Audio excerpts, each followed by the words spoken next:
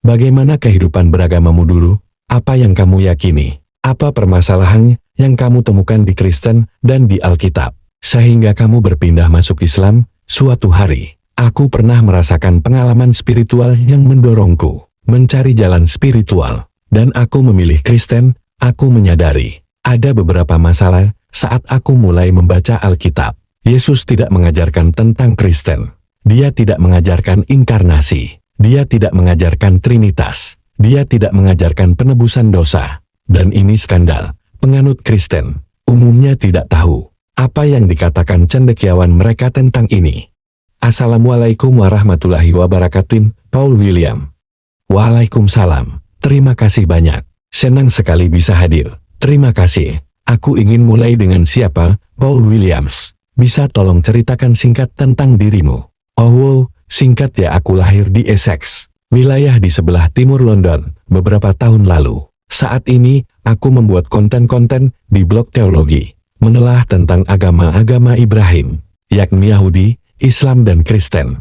Dari perspektif yang lebih ilmiah dan akademik, aku tumbuh di keluarga Kristen nominal. Aku belajar teologi, ilmu agama Kristen di universitas. Dan aku juga belajar filosofi di universitas. Sebagai umat Kristen, pada akhirnya aku memeluk Islam. Alhamdulillah, dan sekarang aku ada di sini. Sebelum masuk Islam, bagaimana kehidupan beragamamu dulu? Apa yang kamu yakini? Di usia awal 20-an, aku menjadi Kristen yang terlahir kembali. Ketika dewasa, aku sama sekali bukan Kristen nominal. Aku sangat serius dengan agamaku, dan suatu hari, aku pernah merasakan pengalaman spiritual yang mendorongku mencari jalan spiritual, dan aku memilih Kristen karena itu. Agama yang ada di keluargaku, Kristen nominal, aku menjadi umat Kristen, dan pergi ke gereja evangelis. Aku selalu ke gereja, dan meyakini jika Yesus adalah Tuhan. Aku meyakini Trinitas dan inkarnasi, dan membaca Alkitab dengan tekun.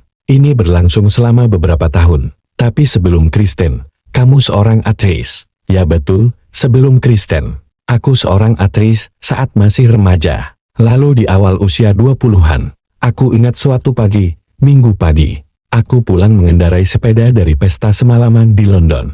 Dan aku lihat sebuah gereja yang indah di Islington, tidak jauh dari sini. Lalu aku tertarik, hanya ingin masuk ke dalam, karena penasaran. Aku melihat-lihat, dan duduk di belakang. Dan tiba-tiba aku merasakan suatu kekuatan besar, yang aku rasakan sebagai cinta, sangat kuat menerpa diriku. Namun aku tidak mau menerimanya. Aku seperti tidak terima kasih. Dan aku tahu kalau aku tetap di sana, aku akan hancur. Terasa terlalu kuat.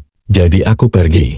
Aku tidak menganggapnya sebagai Yesus, atau semacamnya. Yang kurasa hanya wow. Lalu aku datang lagi seminggu kemudian, berharap bisa merasakannya lagi. Namun tidak terjadi apa-apa. Tapi aku artikan ini sebagai pengalaman spiritual, dan mendorongku untuk memulai perjalanan spiritual. Dan karena latar belakangku Kristen nominal, aku putuskan untuk pergi ke gereja. Aku sama sekali tidak tahu tentang Islam. Lalu akhirnya aku menjadi Kristen. Aku menyadari ada beberapa masalah saat aku mulai membaca Alkitab. Tapi hanya itu yang aku tahu. Tapi pada akhirnya, aku mengetahui Islam, atau Tuhan menuntunku ke Islam, memberikan solusi terhadap permasalahan yang aku rasakan sebagai Kristen. Jadi aku pindah agama. Jadi apa permasalahan yang kamu temukan di Kristen dan di Alkitab, sehingga kamu berpindah masuk Islam? Aku akan coba menjawab sesuai perspektif akademik, dan sesuai temuan para sejarawan. Tampak bagiku bahwa Yesus tidak mengajarkan tentang Kristen. Dia tidak datang untuk mendirikan gereja. Contohnya tidak ada kitab Injil, kecuali satu yang isinya Yesus berbicara tentang gereja. Injil-Injil paling awal, sama sekali tidak ada Yesus bicara tentang gereja. Dan dia tidak mengajarkan tentang Kristen. Yang dia ajarkan itu tentang Tuhan. Dia mengajarkan tauhid Tuhan yang esa. Dan dia menentang kemunafikan. Diajarkan niat ketulusan dan kasih Tuhan, serta sayang pada tetangga dan sebagainya. Jadi seperti sebuah pergerakan baru, yakni pergerakan spiritual baru dalam Yahudi. Jadi keyakinan Yesus, biasa kita sebut Yahudi, atau keyakinan para penduduk Israel. Dia tidak mengajarkan inkarnasi. Dia tidak mengajarkan Trinitas. Dia tidak mengajarkan penebusan dosa. Menurut sebagian besar sejarawan, Permasalahan tentang Kristen ada pada gagasan bahwa Tuhan menjadi manusia dalam diri Yesus. Ini gagasan yang baru, tidak ada dalam pelayanan Yesus, bahkan hanya ditemukan di Injil Yohanes. Ini Injil terakhir yang ditulis di Injil. Injil sebelumnya Matius, Markus, Lukas, Markus yang paling awal. Sama sekali tidak ada inkarnasi, dan itulah Injil yang paling tidak bersejarah. Itulah Injil Yohanes, hanya di satu Injil, menyatakan Yesus berjalan dan menyerukan, "Akulah cahaya dunia," atau sebelum Ibrahim adalah aku, atau akulah kebangkitan kehidupan, atau akulah cahaya dunia. Semua pernyataan aku, ini hanya ada di satu Injil, Injil terakhir oleh Yohanes. Kalau melihat Injil-Injil awal, Yesus tidak pernah bicara seperti ini. Dia bicara tentang Tuhan, bicara tentang tobat Tuhan itu sesuatu selain Yesus. Dia bukanlah pesan Tuhan. Pesannya dia pembawa pesan. Dia seorang rasul, tapi dia bukan Tuhan. Di Yohanes jadi agak lebih sulit dan lebih rumit. Yesus dianggap sebagai figur ilahiyah. Pada mulanya adalah firman tertulis di Injil. Dan firman itu ada bersama Tuhan. Dan firman itu adalah Tuhan. Dan firman itu menjadi manusia. Dan tinggal di antara kita, dan seterusnya. Dan semua ini sangat baru, dan jika Yesus benar-benar mengatakan hal-hal luar biasa yang diklaim oleh Yohanes ini, mengapa yang lain tidak menuliskannya juga? Jadi ada Injil sebelumnya, misalnya Injil Lukas. Di keseluruhan Injil Lukas, Yesus tidak pernah bicara seperti itu. Dia tidak banyak bicara tentang diri sendiri, tapi tentang Tuhan. Dia tidak menyebut diri sendiri sebagai Tuhan. Dia hanya pembawa pesan, dan dia tidak pernah bilang, "Akulah jalan, kebenaran dan hidup." Namun sayangnya, Injil Yohanes dipakai oleh Kristen lebih dari Injil lainnya untuk berkhotbah. Misalnya seorang evangelis Amerika yang aku lihat di London beberapa tahun lalu. Dia bilang Yesus berkata, "Akulah cahaya dunia." Namun para cendekiawan darinya bilang tidak. Dia mungkin tidak bilang begitu. Itu bukan fakta sejarah.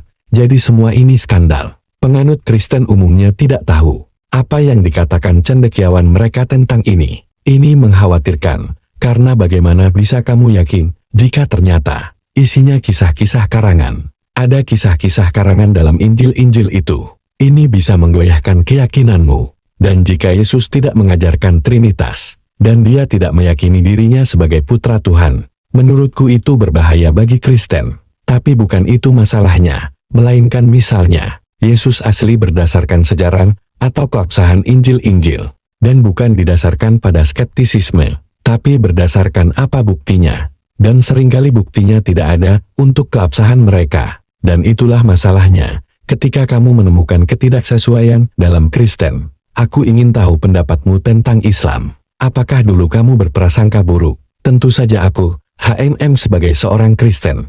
Aku fobia Islam setelah kejadian dan 11. Takut terhadap Muslim dan lain-lain. Namun aku putuskan untuk mencari tahu sendiri kebenaran tentang Islam, dengan cara berbicara langsung dengan para Muslim. Aku sama sekali tidak kenal orang Islam, jadi aku berkunjung ke masjid lokal, Masjid Taman Regen, dan berdiskusi dengan para Muslim. Di sana aku membaca Al-Quran dalam bahasa Inggris, dan aku temukan Islam yang sesungguhnya, dan itu membuatku terkejut, karena membuatku terbuka, dengan cara yang tepat, memahami tentang Tuhan, dibandingkan sebagai Kristen. Aku tidak tahu ada cara lain.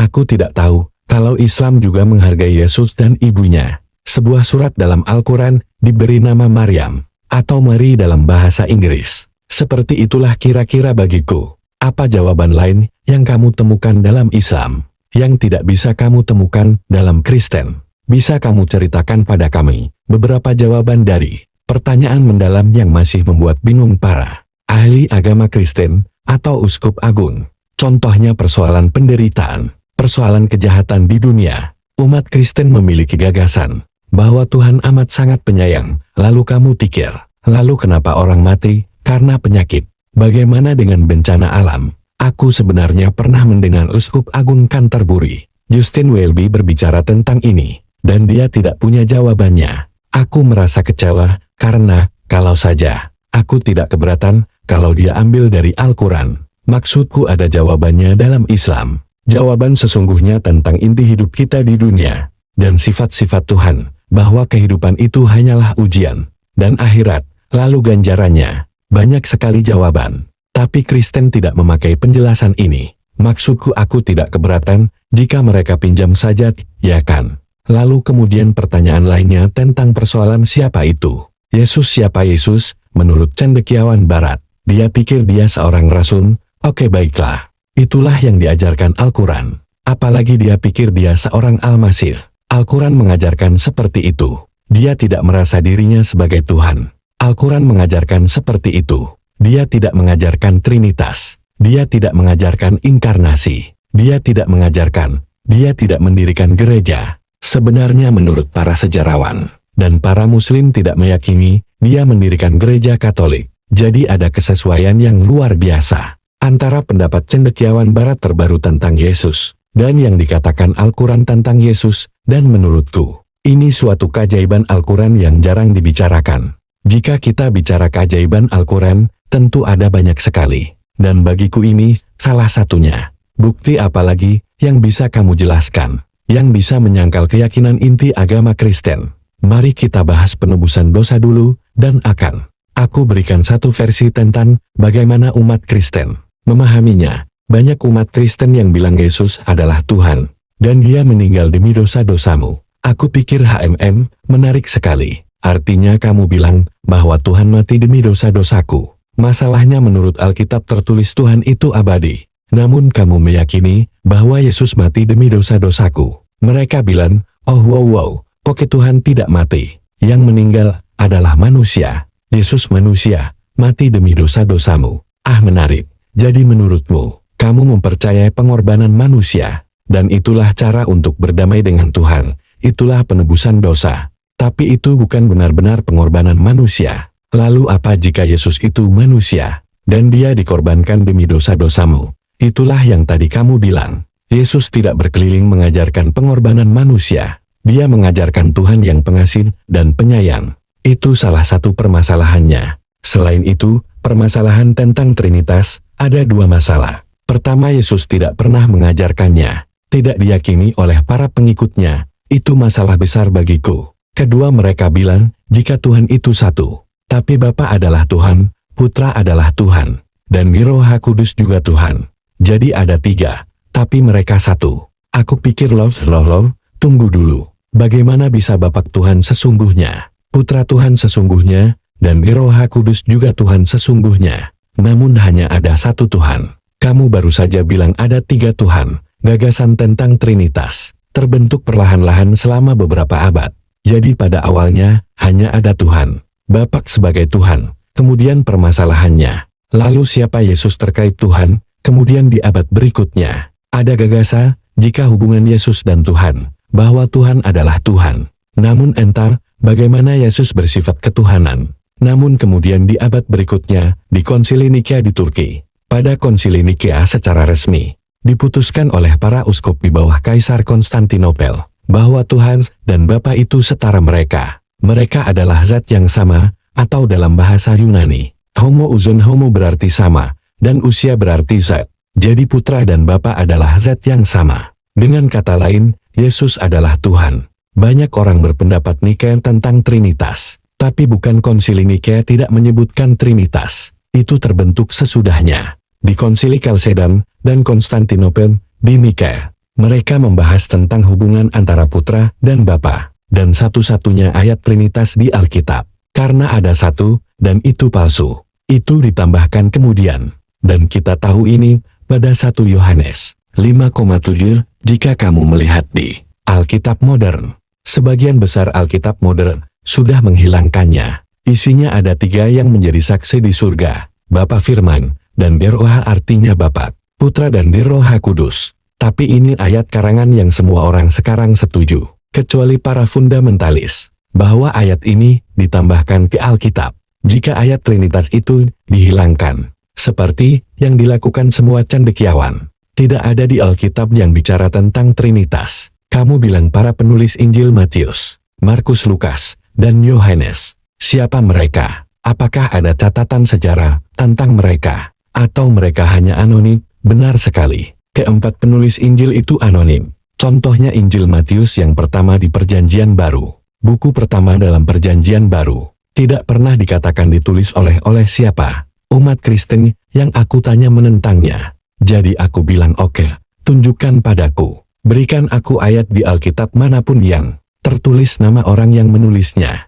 Oh ya, tentu saja ya, dikatakan di Injil Yohanes. Baiklah aku tunggu, ini Alkitabmu. Tunjukkan padaku ada di mana, lalu aku tunggu. Biasanya aku memberikan waktu 2 menit, karena aku juga punya aktivitas lain. Ya kan, dan aku selalu tahu, seperti permainan catur, mereka akan datang lagi dan bilang, dan mereka mengalihkan pembicaraan. Mereka mengalihkan pembicaraan, karena tidak ada dalam Yohanes, nama orang yang menulisnya. Memang tidak ada di sana, tapi mereka yakin, karena seperti itulah yang diajarkan. Meskipun sistem keyakinan dan naskah yang tak berdasar, mengapa masih banyak orang yang masih meyakini agama Kristen? Sederhana saja, karena mereka tidak tahu ada permasalahan seperti ini. Banyak umat Kristen yang berpendidikan. Mereka mungkin sarjana kimia, akuntansi ilmu media, dan lain-lain. Mereka tidak bodoh. Tidak sama sekali. Tapi cara para gereja mengajarkan tentang agama.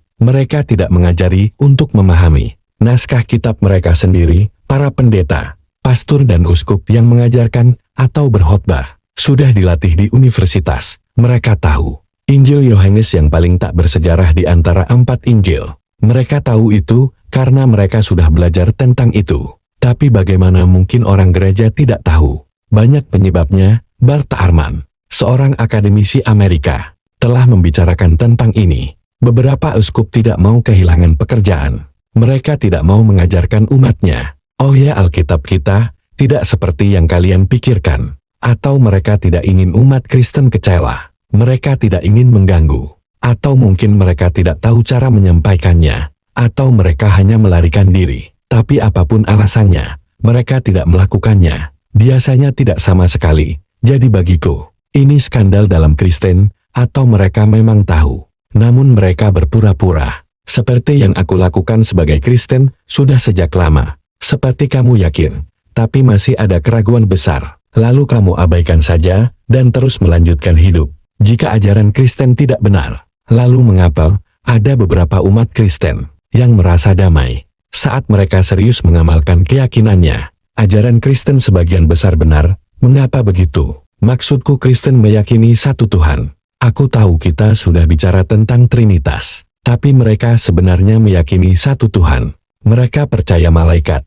Mereka meyakini hari kiamat. Mereka percaya Tuhan menciptakan surga dan dunia. Mereka meyakini Tuhan mengirimkan Musa dan semua rasul-rasul, dan lain-lainnya, seperti gunung es. Ada sebagian besar yang berada di bawah air, yang mereka yakini, yang kita juga yakini sebagai Muslim. Hanya sedikit bagian atasnya saja, tapi bukan bagian yang kecil, bagian yang penting, tentang Trinitas dan inkarnasi serta penebusan dosa, yang kita tidak setuju. Jadi bukan berarti semua ajaran Kristen itu salah. Jadi lebih rumit dari itu. Dan menurutku, banyak umat Kristen, ketika berdoa pada Tuhan, hanya berdoa pada Tuhan Bapa. Sebenarnya banyak umat Kristen yang bilang padaku, mereka tidak yakin pada Yesus. Mereka mungkin meyakini Dia sebagai Tuhan. Namun kenyataannya mereka berdoa pada Tuhan Bapa. Jadi mereka sebenarnya tunggal. Maksudku mereka meyakini Tuhan itu satu dibandingkan Yesus. Mereka berperilaku, seringkali, seperti orang-orang yang mengamalkan ajaran Islam. Jadi menurutku, banyak dari mereka yang merasakan kedamaian. Maksudku seperti kita meyakini bahwa Tuhan Maha Pengasih, dan Dia menuntun para manusia menuju kebenaran. Bahkan dari agama lain, dalam keyakinan itu, menjauhi syirik atau politisme misalnya. Aku yakin itu, karena aku percaya Tuhan peduli pada manusia. Dalam Al-Quran, kita tahu Yesus, alaihi salam, memberikan kabar baik tentang Rasul sallallahu alaihi wasallam. Yang terakhir, saat kamu membaca Alkitab, apakah kamu pernah menemukan informasi seperti ini? Ia seringkali pada Injil-Injil awal. Bukan Yohanes yang paling tidak bersejarah, di Injil-Injil awal, kamu bisa temukan Yesus berbicara tentang anak manusia yang akan datang, bukan dirinya sendiri. Dia bicara dengan sudut pandang orang ketiga, ada orang lain. Tapi umat Kristen sering bilang, oh Yesus bicara tentang dirinya sendiri. Tapi aneh awalnya Yesus bicara tentang dirinya sendiri. Lalu dia berganti sudut pandang orang ketiga. dan bicara tentang putra manusia yang akan datang. Orang-orang seperti Bart, Ehrman, dan lainnya, cendekiawan Perjanjian Baru Amerika pernah berkata, Yesus bicara tentang orang lain yang akan datang. Kata Muhammad tidak disebutkan dalam Perjanjian Baru, bahasa Yunani. Dan karena Injil-Injil ini sudah tercemar dan diubah, namun masih bisa kita lihat tanda-tandanya bahwa Yesus berbicara tentang orang lain, dan itu berdasarkan sejarah. Dan bahkan sebenarnya di Yohanes bab 14 dan seterusnya, ada petunjuk tentang seseorang yang dibicarakan, yang akan datang selain Yesus. Jadi jejak-jejaknya sudah ada, bahkan di Injil-Injil yang ada sekarang ini. Apa yang membuat kamu yakin bahwa Islam 100% benar? Sesuatu yang aku temukan, yang tanpa diduga sungguh membuatku kagum, adalah kehidupan dan ajaran Nabi Muhammad Sallallahu Alaihi Wasallam. Ketika kita bicara soal tokoh-tokoh hebat sejarah di televisi dan literatur Barat, mereka biasanya menyebutkan Plato dan Caesar, Julius Caesar, dan mereka bicara tentang Alexander Agung. Kemudian mereka lompat ke Napoleon Bonaparte. Mereka tidak pernah menyebutkan Nabi Muhammad Sallallahu Alaihi Wasallam. Mereka tak pernah menyebut beliau. Lalu aku pikir ini luar biasa. Beliau berasal dari wilayah yang sama seperti Yesus, Musa, namun beliau diabaikan. Dan jika kita perhatikan kehidupan beliau yang sudah diperiksa, bukan legenda belaka, kita tahu beliau benar-benar nyata. Seorang manusia luar biasa. Tentang beliau, ajaran beliau terasa sangat mirip dengan yang aku baca di Injil-Injil, di Lukas misalnya, atau di Matius.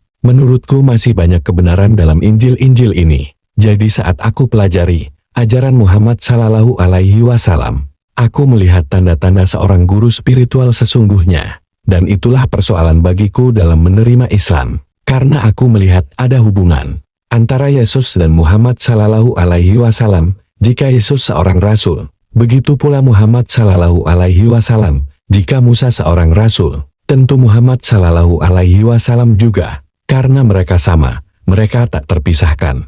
Mereka sama-sama pemimpin negara, mereka jenderal, mereka pemberi hukum, mereka pemandu spiritual, mereka sosok ayah. Namun bedanya, Musa dikirimkan untuk penduduk Israel, dan Muhammad Sallallahu Alaihi Wasallam dikirim untuk semua manusia. Apa yang paling membuatmu terkesan tentang Rasul Sallallahu Alaihi Wasallam? Salah satu yang membuatku sangat kagum, di antara banyak lainnya, adalah ketika beliau dan para sahabat, serta umat datang ke Mekah. Ketika mereka akhirnya mengambil kembali Mekah, dan mereka menguasai Mekah, cara beliau memperlakukan musuh-musuhnya. Banyak orang Barat yang berpandangan sangat negatif terhadap Islam. Mereka bilang, oh aku yakin, Muhammad Sallallahu Alaihi Wasallam membunuh musuh-musuhnya, atau semacamnya. Apa yang dilakukan Yusuf, ketika dia menjadi orang kedua paling berkuasa di Mesir, dan saudara-saudaranya yang telah mengkhianatinya, dan menjual dia sebagai budak, lalu dibiarkan mati.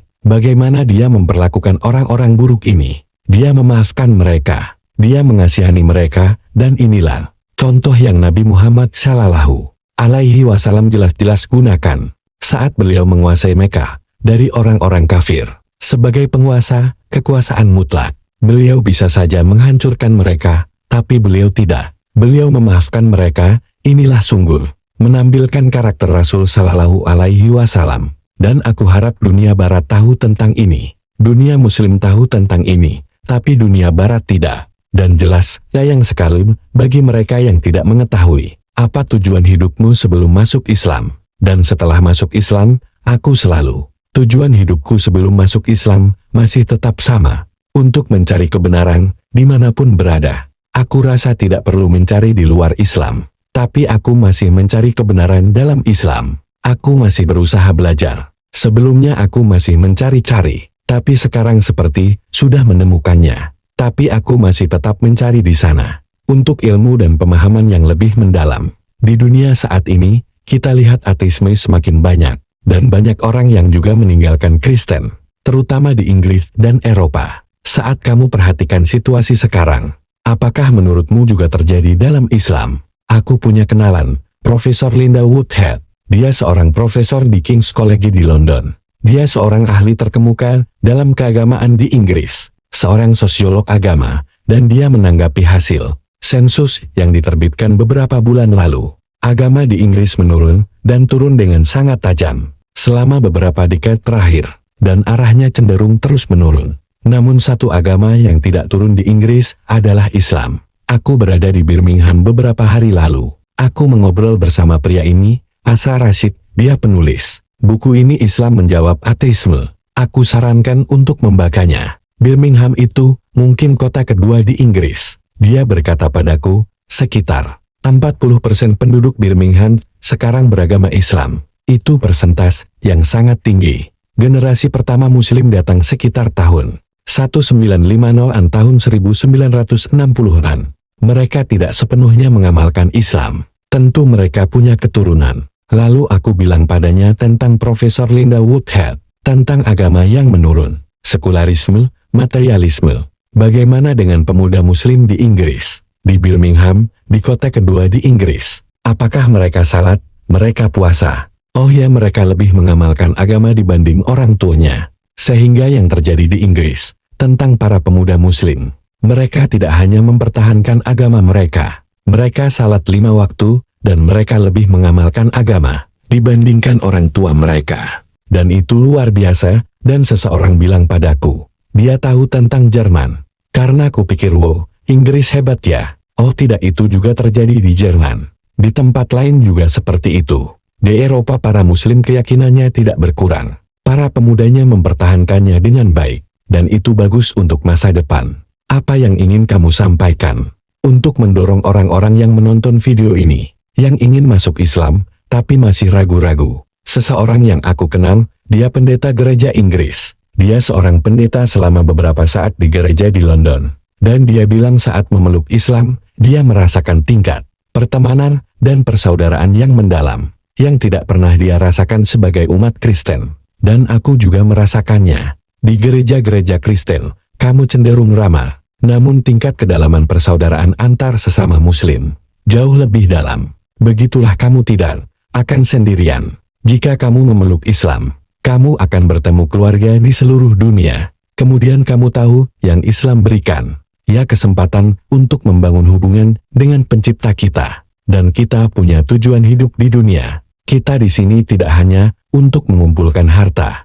Di Inggris dan di Amerika, kita cenderung gila harta. Kita tidak fokus pada hal-hal yang benar-benar penting. Ada seorang pria, dia seorang pembina bagi wirausahawan pebisnis. Dia bukan Muslim, dia memposting di LinkedIn kira-kira kemarin. Dia bilang membuat dirimu sehat itu melawan kehidupan modern. Lalu apa maksudnya? Kehidupan modern seperti di negara barat, menurut dia, telah menyebabkan meningkatnya obesitas dan penyakit kejiwaan. Cara hidup kita sekarang ini, terutama negara barat, sebenarnya membuat kita terpapar penyakit mematikan. Seperti obesitas, tahun lalu aku di Bahrain, dan penyebab kematian tertinggi di negara, itu adalah obesitas. Mereka sekarang mengalami budaya konsumerisme, yang berasal dari Amerika dan Inggris, dan juga penyakit kejiwaan. Lalu apa hubungannya dengan Islam? Puasa sangatlah penting, di tingkat fisik, membantu meremajakan tubuh, membuatmu lebih kuat menghadapi penyakit,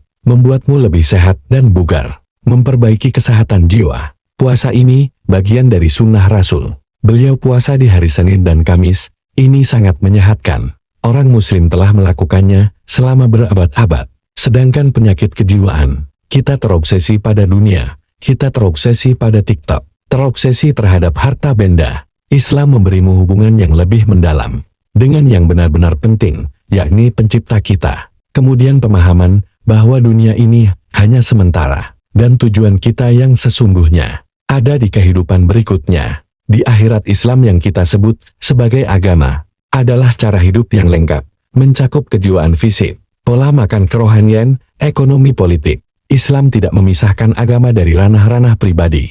Inilah jawaban paling tepat bagi kebutuhan manusia. Seperti itu, kita tidak sedang melakukannya saat ini. Setidaknya di banyak bagian. Jika ada yang ingin belajar tentang Islam, apa saran untuk cara terbaik mencari tahu? Apakah cukup ketik apa itu Islam di Google? Aku tidak menyarankan kamu memakai Google, karena mungkin kamu dapat beberapa hasil baik, tapi juga akan mendapat banyak hasil buruk. Dan kamu tidak tahu mana hasil yang baik dan yang buruk. Karena kamu tidak tahu, ya kan? Jadi yang aku sarankan, karena aku suka buku, yakni buku ini, Ada banyak buku yang bisa aku sarankan. Tapi yang ini bagus, oleh Jonathan Brown. Judulnya Misquoting Muhammad.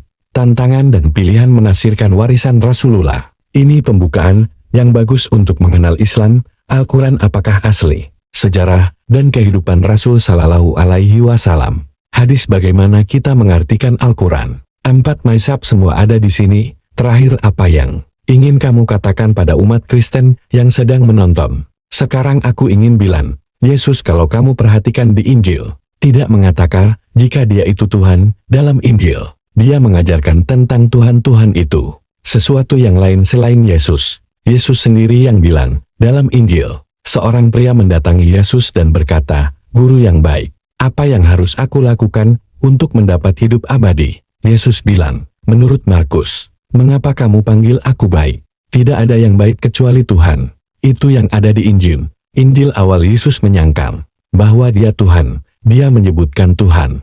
Islam setuju dengan Yesus. Jadi kembalilah ke Yesus yang asli. Kamu bisa menemukan dia dalam Islam. Kamu tidak akan temukan dia dalam Kristen, Tuhan.